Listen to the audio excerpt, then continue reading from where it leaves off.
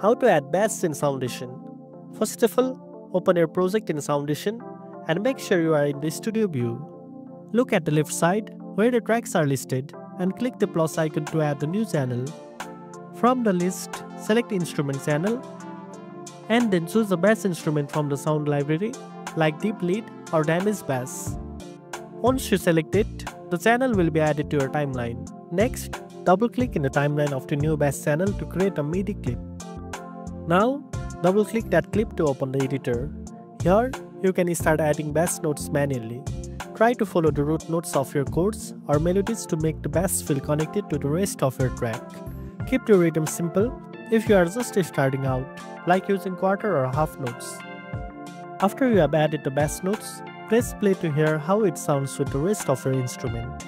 If the bass feels too soft or overpowering, adjust the volume slider on the left panel of the bass channel. Finally, don't forget to save your project once you are satisfied with how the bass sounds. And that's it. Now you know how to add bass in Soundation. If you found this video helpful, don't forget to like, share and subscribe for more tech tips. Thanks for watching and I'll see you in the next one.